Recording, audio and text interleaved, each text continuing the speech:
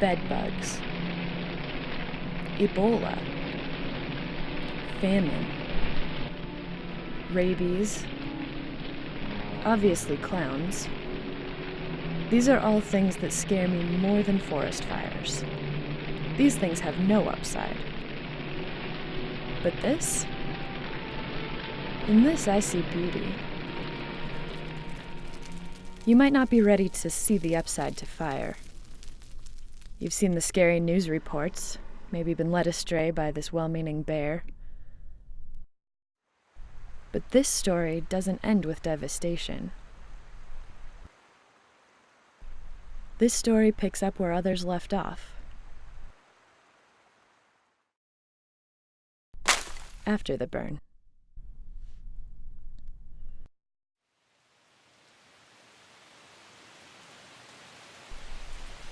Autumn rain quiets what's left of the summer fires to a sizzle. And then silence.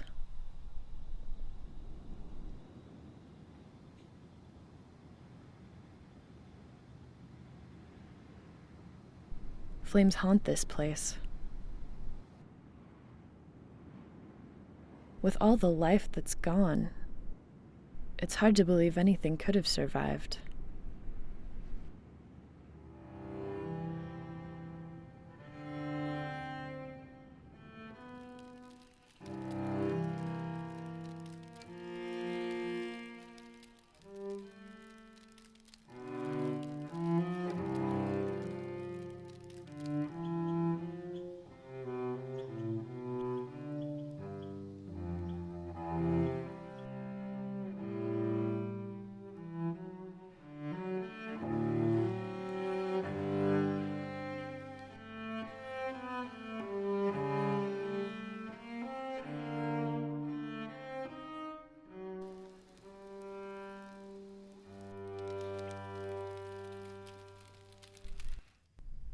When the snow melts, though, something has survived after all.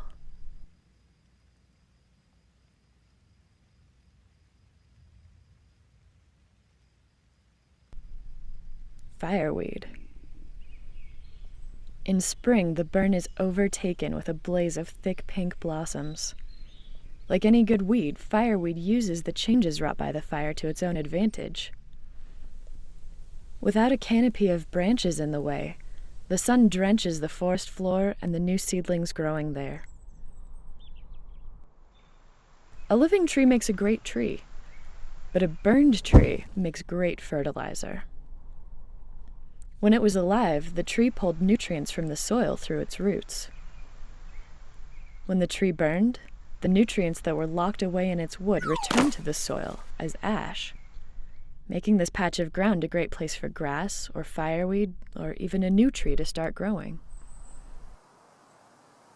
When a tree dies in the forest, there is always someone there to eat it. Fungi, bacteria, and insects are decomposers, the great cleaning crew of the world, eating all the dead things so they don't just lie around creeping everyone out forever. And the burn gives the cleaning crew plenty to eat. A burned tree's wood, softened by fire and full of bugs, may not do much for you, but it's a woodpecker's idea of a really good time. Their black backs are no coincidental camouflage. The woodpeckers evolved them, a testament to a millennia-long love affair between bird and burn.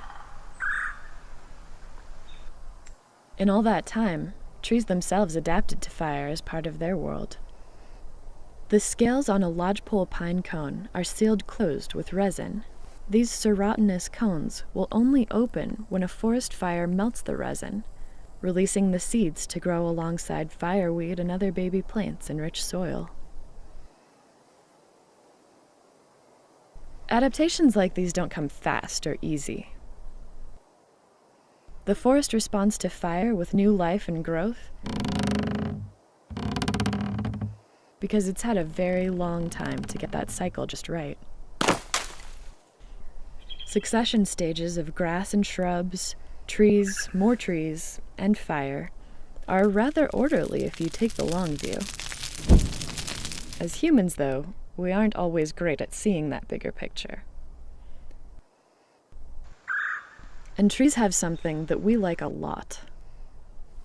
If we let fires burn the trees, we were afraid that we wouldn't have enough wood to keep us warm, build our houses, give our old-timers something to whittle.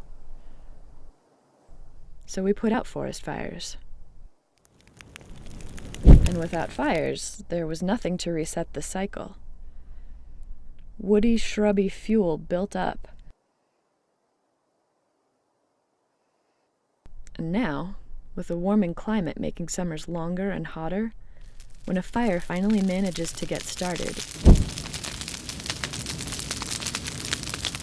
it is bigger, hotter, and more destructive than any natural forest fire.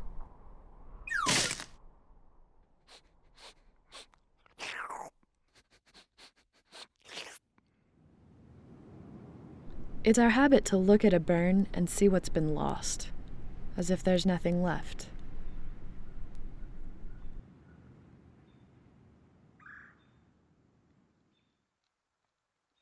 But witness the fireweed.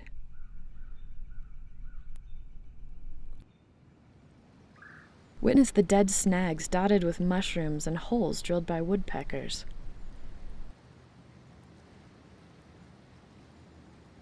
Witness a brave new generation of lodgepole pines standing shoulder to shoulder, so that someday when lightning hits one, the rest catch quickly, their cones blooming to litter the earth with seeds. Look at all this life made strong by the fire, growing and thriving until it's ready to burn again. It's okay to be scared of fire. The natural world can be a strange and scary place, as anyone who's ever seen a baby bird can attest. But it can also be a place of remarkable order and meaning, where every scale of a pine cone and every black feather on a woodpecker's wing has a reason.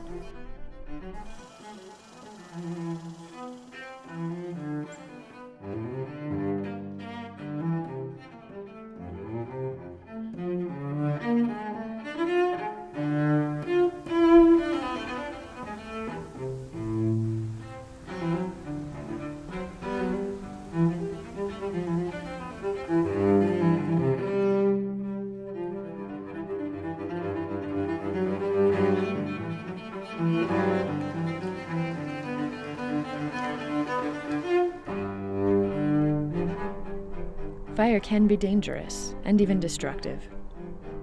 But sometimes, if you look closer at destruction, it's not an end. It was just clearing a place for something new to begin.